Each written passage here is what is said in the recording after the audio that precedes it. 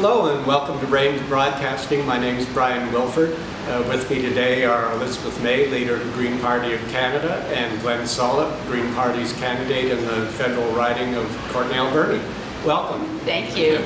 Elizabeth, it seems to be a volatile Canadian electorate and that people are looking for a place to park their votes. As someone who travels the country extensively, is that your sense? My sense is that Canadians want change. I think Stephen Harper, having been Prime Minister for 9 years, has really let down those people who were initially thinking that he brought change. They thought, okay, here's someone who isn't going to be abusing the public trust and wasting money and various things that he pledged to do around ethics, where I think a lot of people who wanted that from him are very deeply disillusioned. At the same time, the majority of Canadians have wanted to see us in the lead on things like climate action and also, protecting here on Vancouver Island how important it is that we defend our coastline, that we protect the sea around us from super tankers and pipelines. And I think a lot of British Columbians are yearning for change. So from coast to coast to coast, Canadians are looking forward to this election. And at the same time, it's an interesting election because it looks as though at this point no one big party is going to get a majority of the seats. So what makes me happy and excited as someone who wants to rescue democracy from partisan politics is that with enough Greens elected, we can create a different kind of atmosphere in Parliament, more cooperative, where we work with allies and like-minded friends and other parties to give Canadians the government they want. Glenn, like many federal ridings, Courtenay-Alberni is large and diverse. As you travel the riding, what's the most common thing you're hearing on doorsteps? To echo Elizabeth, they want change. They desperately want change. The thing that I hear the most, though, is fear. They quickly come around to, everybody loves Elizabeth, they like the Green Party, they really like the policy, they enjoy meeting me, they come around very quickly and are very supportive, but. So there's always a but at the end of that, and they're scared that the Conservatives are going to get back in. So the logic part of the conversation is frankly quite easy. It's the emotional and the fear part that is the bigger challenge. And the general population just wants that sense of confidence that they can happily vote the way they want to vote, which is to vote for change and the change that the Green Party can provide. Elizabeth, under your leadership, reforming Canada's democracy is an issue that has resonated across Canada. As Canada's first Green MP, what did you find in Ottawa and can it be fixed? Well, I've worked in Ottawa for many years, actually, and back in the 1980s, I was senior policy advisor with the Federal Minister of Environment in the Mulroney administration. I wasn't a member of any party, but I worked then. And I'm so grateful that I had that experience because I can see how drastically Parliament has changed. There's been a really unhealthy injection of nastiness, to put it bluntly, of constant partisanship, as though we're in a non-ending electoral contest. It's almost like a sort of a duel to the death of warring gladiators instead of what we should be, which is parliamentarians who work together. So my experience has been very rewarding in that when I was first elected, the national media all said, oh well, the Greens are all happy they got one seat, but we'll never hear from her again because one MP can't do anything. And I knew that wasn't true, just the same way I've never believed that it was true that one person can't do anything. One citizen can change a lot, one MP can change a lot, and I knew the rules of Parliament and I applied them because they're intended to work in a democracy where all members of Parliament are, in principle, equals. So I've used that, the rights and privileges of a member of Parliament to work with my constituents. I've achieved a law that's been passed now to develop a national Lyme disease strategy. That's very unusual to have a private member's bill pass. I've raised the alarm and presented as good and strong a case for alternatives as any of the bigger opposition parties. And we've achieved a lot by working across party lines. I just recently managed to get a problem at the CRA fixed to give every Canadian 5 more days to file their taxes because they sent out the wrong notice and they hadn't fixed it yet. So things working across party lines really do work. And breaking down partisanship, that part that Glenn mentioned, that fear, people shouldn't be afraid. This is an election where you can vote for what you want, particularly on Vancouver Island. The Conservative Party here has lost its support base. And it's going to be an election where people who vote Green are very likely to get a Green MP, and then have that person understanding that democracy requires that the Green MP reports to his or her constituents, not to the party brass. And that's what really defines us as different from the other parties. Glenn, you have a background in engineering and management and have your own seafood distribution company. As the Green Party's fisheries critic, you have a responsibility for a large portfolio greatly affected by climate change.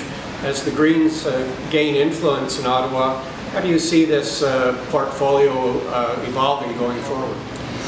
I love that challenge. I'm really looking forward to that. In addition to engineering and my seafood distribution business, I actually commercial fished as well for 15 years. I grew up deckhanding for my dad and then fished my own boats for about 10 years. And so I fished the entire coast of BC, the east and west coast of Vancouver Island. I know intimately well the waterways that we talk about when it comes to not only fisheries and seafood, but also the tankers. Kitimat, I fished out of Kitimat, so I think I have a very visceral appreciation for our coastline and specifically the seafood industry. What it used to be, I'm old enough to be able to remember the way it used to be, but young enough to be able to pitch in and help bring those days back. When we first started commercial fishing, areas were open 7 days a week. There was lots and lots of fish in virtually every fjord up and down the coast. That's no longer the case. So I am passionate about salmon and what they mean to First Nations, to all Canadians, certainly to coastal people in BC. And I would relish the opportunity to do what I can to bring back the wild stocks. So I'm desperately looking forward to having influence in the seafood industry on this coast. And Glenn, here in BC, the West Coast is dealing with a number of proposals for pipelines and LNG plants, including one in your riding in Port Alberni. What's the Green Party's position on such projects? Well, specific to the one in Port Alberni, I do want to be respectful that that is on First Nations territory, and would like to do what we can to help them fulfill the economic opportunities that they have. Having said that, I sure hope we can find something that isn't LNG related. They have another project for a container facility, which I'm much more in favor of. So pipelines, no. I don't want to see LNG pipelines coming to the coast, and I certainly don't want to see dilbit tankers. So to answer your question, the Green Party is against all pipelines bringing dilbit to the coast. Elizabeth, Canada is an enormous extractor and exporter of raw materials, including oil and gas, wood, and increasingly water. Can this kind of economy be sustained going forward? Well, you know, we used to say, and I remember when I was younger, much younger, as a young adult, every Canadian politician I heard used to talk about how we've been hewers of wood and drawers of water too long. We need to have a modern economy. We need to have manufacturing. We need to have value added. We shouldn't be exporting raw logs. We should be exporting finished wood products, you know. And here we are, we've gone backwards. Under Stephen Harper, we've moved back towards a raw resource rip and strip economy. Ship out the raw bitumen in tankers, which we are completely opposed to. Ship out raw logs. And this LNG is no longer, it's not liquefied natural gas, it's fracked gas. So it's a whole different kind of rip and strip, which does serious damage and can do serious damage to our water quality. So what we believe as Greens is we should benefit from all of our wealth and resources. But we should never ship anything out that we haven't obtained as many Canadian jobs as possible before selling to someone else. And that's where I find, you know, Stephen Harper had a campaign pledge in 2011. He had a campaign pledge that would not ship Canadian bitumen to countries that had weaker refinery regulations than Canada. And then suddenly, he's in favor of Enbridge. Suddenly, we can ship bitumen to China, which everyone knows does not have environmental regulations as strong as Canada. So there's a very steady trend right now towards losing Canadian jobs in the interest of rip and strip. We believe as Greens that a sustainable economy comes from shifting away from fossil fuels, diversifying more towards the other renewables that we can benefit from. Clean technology is already, by the way, clean technology, which a lot of Canadians haven't even heard of, is already creating more jobs in Canada than the oil sands, which we hear about all the time. So we have a tremendous opportunity to create jobs for our kids. Our student and youth unemployment is completely unacceptably high at twice the national average. So I'm very, you know, Glenn talks about his passions. I'm feeling the same way. We have to get Canada's economy working for Canadians again, and not just in the interest of some bunch of global oil companies. Glenn, when people hear Elizabeth speak afterward, a word commonly heard is inspired. Once people are inspired, how can they find out more about the Green Party and get involved in the campaign? Google me. There's lots of information now. We've got a team that's building every day. We have an office in Courtenay now, launched about 2 months ago, with a full slate of volunteers, keeping that office open 5 days a week. Volunteers canvassing 2 days a week out of there. We've got a team launched in Port Alberni now. We'd like to open an office there. And we have a team in the Oceanside area.